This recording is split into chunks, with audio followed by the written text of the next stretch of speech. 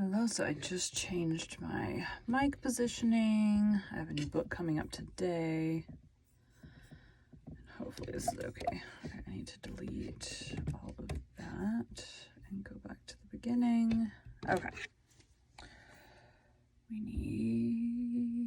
I don't have anything pulled up. This guy. I feel like every time, so I got a new arm.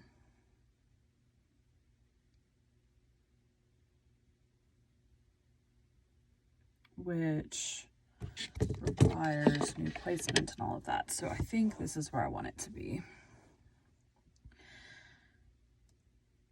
Welcome to Bite at a Time Books, where we read you your favorite classics one bite at a time. My name is Bree Carlisle, and I love to read and wanted to share my passion with listeners like you.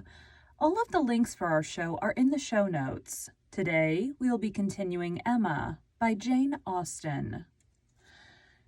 That's right. Every time I change something, it's annoying. Okay. Nope, that's not what I want. I want this one. Chapter 15 is right. Okay. And my tea, I forgot to start it, so I'm going to drink tea afterwards.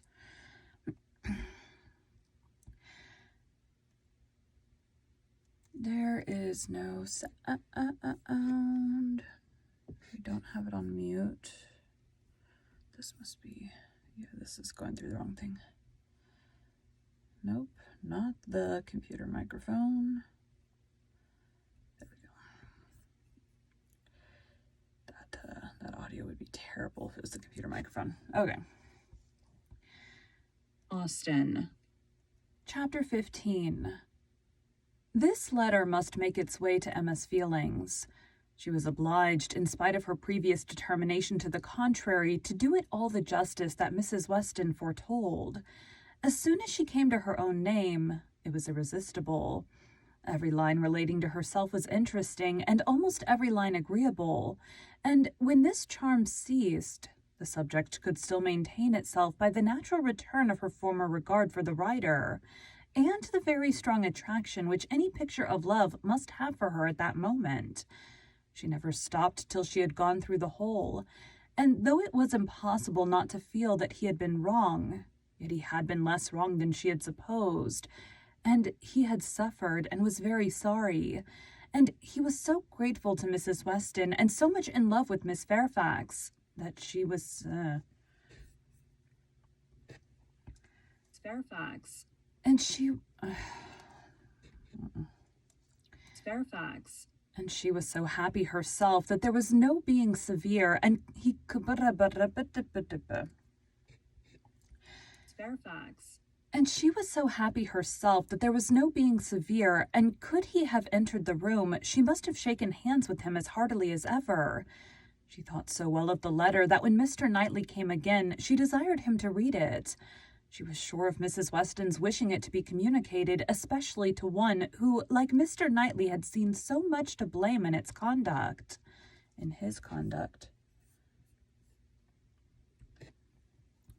Read it. She was so sure of Mrs. Weston's wishing it to be communicated, especially to one who, like Mr. Knightley, had seen so much to blame in his conduct. I shall be very glad to look it over, said he. But it seems long. I will take it home with me at night. But that would not do. Mr. Weston was to call in the evening, and she must return it by him. I would rather be talking to you, he replied. But as it seems a matter of justice, it shall be done. He began, stopping, however, almost directly to say, Had I been offered the side of one of this gentleman's letters to his mother-in-law a few months ago, Emma, it would not have been taken with such indifference. He proceeded a little further, reading himself, and then with a smile observed, a fine complimentary opening, but it is his way. One man's style must not... Where am I? It's his way. One man's style must not be the rule of another's. We will not be severe. It will be natural for me, he added shortly afterwards, to speak my opinion aloud as I read.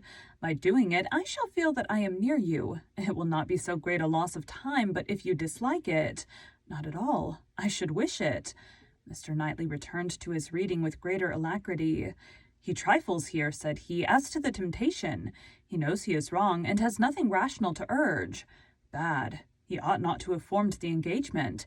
His father's disposition. He is unjust, however, to his father. Mr. Weston's sanguine temper was a blessing on all his upright and honorable exertions. But Mr. Weston earned every present comfort before he endeavored to gain it. Very true. He did not come till Miss Fairfax was here. And I have not forgotten," said Emma, "how sure you were that he might have come sooner if he would. You pass it over very handsomely, but you were perfectly right." Right. "I was not quite impartial in my judgment, Emma, but yet I think, had you not been in the case, I should have distrusted him. When he came to Miss Woodhouse, he was obliged to read the whole of it aloud, all that related to her, with a smile, a look, a shake of the head, a word or two of assent or disapprobation, or merely of love, as the subject required, concluding, however, seriously and after steady reflection, thus: 'Very bad, though it might have been worse. Playing a most dangerous game. Too much indebted to the event for his acquittal. No judge of his own manners by you. Always deceived, in fact, by his own wishes, and, regardless of little besides his own convenience, fancying you to have fathomed his secret. Natural enough. His own mind full of intrigue, that he should suspect it in others. Mystery, finesse, how they pervert the understanding. My Emma, does not everything serve to prove more and more the beauty of truth and sincerity in all our dealings with each other?' Emma agreed to it, and with a blush of sensibility on Harriet's account, which she could not give any sincere explanation of. 'You had better go on,' said she. He did so, but very soon stopped again to say, 'The pianoforte! Ah, that was the act of a very, very young man, one too young to consider whether the inconvenience of it might not very much exceed the pleasure. A boyish scheme indeed. I cannot comprehend a man's wishing to give a woman any proof of affection which he knows she would rather dispense with, and he did not know that she would have prevented the instrument's coming if she could.' After this he made some progress without any pause. Frank Churchill's confession of having behaved shamefully was the first thing to call for more than a word in passing. 'I perfectly agree with you, sir,' was then his remark. 'You did behave very shamefully. You never wrote a truer line.' And having gone through what immediately followed of the basis of their disagreement, and his persisting to act in direct opposition to Jane Fairfax's sense of right, he made a fuller pause to say, 'This is very bad.' He had induced her to place herself, for his sake, in a situation of extreme difficulty and uneasiness, and it should have been his first object to prevent her from suffering unnecessarily. She must have had much more to contend with in carrying out the correspondence.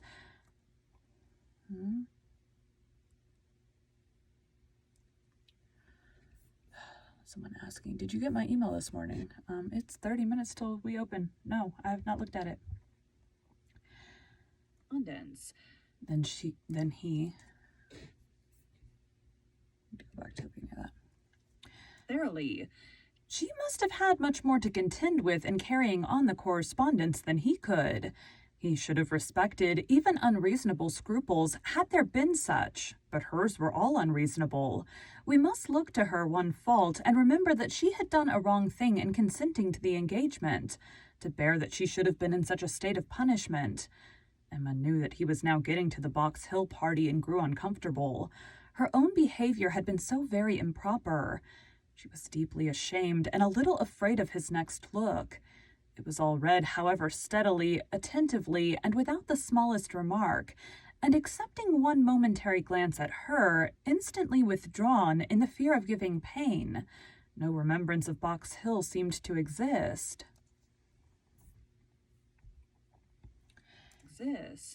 There is no saying much for the delicacy of our good friends the Eltons, was his next observation.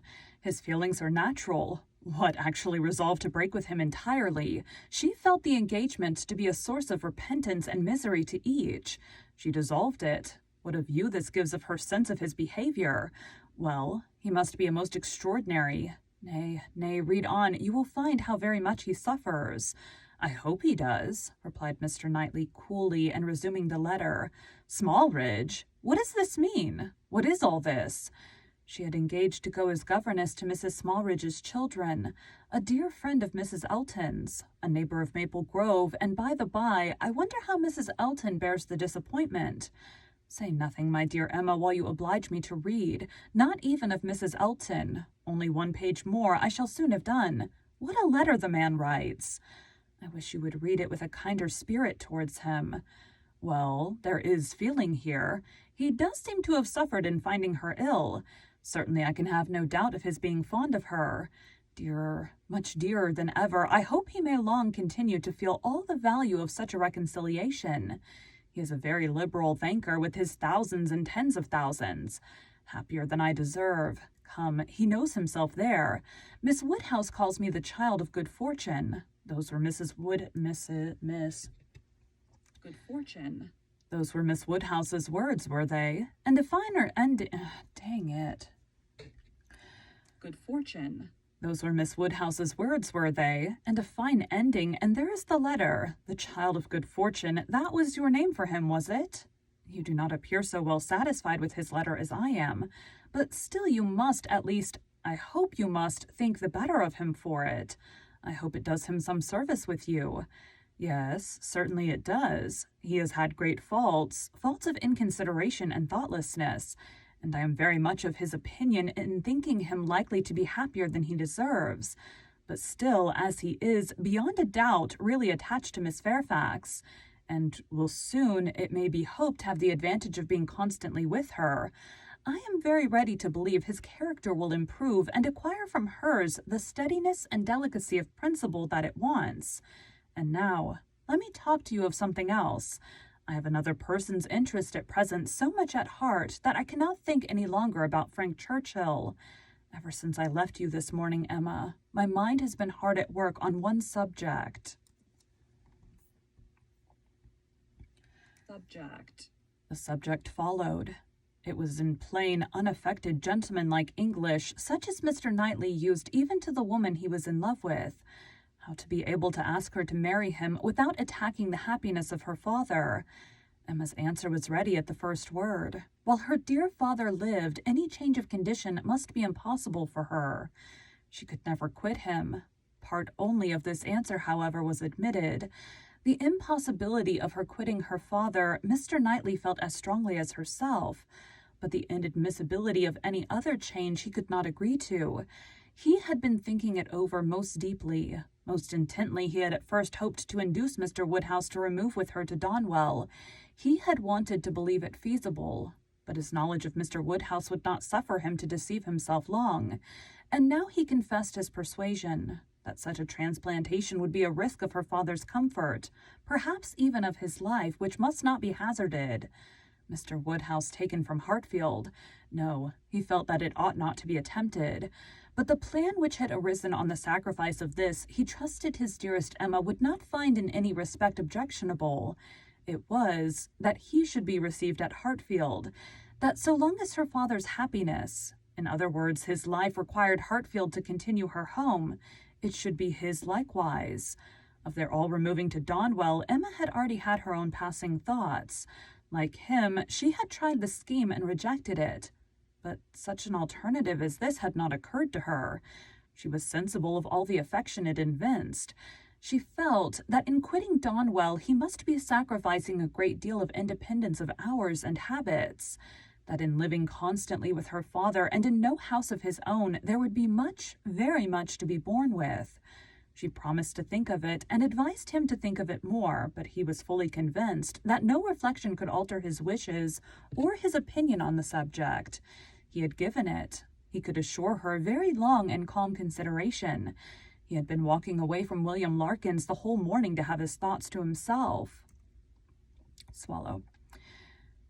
Himself. Ah, there is one difficulty unprovided for, cried Emma. I am sure William Larkins will not like it. You must get his consent before you ask mine. She promised, however, to think of it, and pretty nearly promised, moreover, to think of it with the intention of finding it a very good scheme. It is remarkable that Emma, in the many, very many points of view in which she was now beginning to consider Donwell Abbey, was never struck with any sense of injury to her nephew Henry, whose rights as heir expectant had formerly been so tenaciously regarded, thinks she must of the possible difference to the poor little boy, and yet she only gave herself a saucy, conscious smile about it, and found amusement in detecting the real cause of that violent dislike of Mr. Knightley's marrying Jane Fairfax, or anybody else, which at the time she had wholly imputed to the amiable solicitude of the sister and the aunt. This proposal of his, this plan of marrying and continuing at Hartfield, the more she contemplated it, the more pleasing it became. His evils seemed to lessen, her own advantages to increase, their mutual good to outweigh every drawback. Such a companion for herself in the periods of anxiety and cheerlessness before her, such a partner in all those duties and cares to which time must be giving increase of melancholy.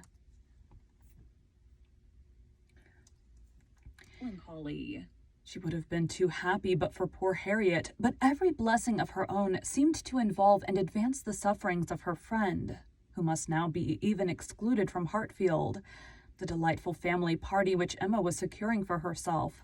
Poor Harriet must, in mere charitable caution, be kept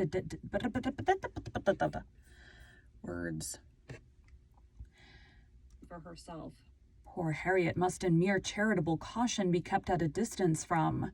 She would be a loser in every way. Emma could not deplore her future absence as any deduction from her own enjoyment. In such a party, Harriet would be rather a dead weight than otherwise. But for the poor girl herself, it seemed a peculiarly cruel necessity that was to be placing her in such a state of unmerited punishment. In time, of course, Mr. Knightley would be forgotten, that is, supplanted, but this could not be expected to happen very early. Mr. Knightley himself would be doing nothing to assist the cure, not like Mr. Elton. Mr. Knightley, always so kind, so feeling, so truly considerate for everybody, would never deserve to be less worshipped than now. And it really was too much to hope even of Harriet that she could be in love with more than 3 men in 1 year. Yeah, it seems a little excessive. 3 men in 1 year is a little excessive. Thank you for joining Bite at a Time Books today, while we read a bite of one of your favorite classics. All of the links for our show are in the show notes. We are part of the Bite at a Time Books Productions Network. If you ever wondered what inspired your favorite classic novelists to write their stories, what was happening in their lives or the world at the time, check out Bite at a Time Books, Behind the Story, Tuesdays wherever you listen to podcasts. Again, my name is Bree Carlisle, and I hope you come back tomorrow while we take the next bite of Emma. Later today, I should be getting the next Behind the Story done. Anyway, thanks, guys.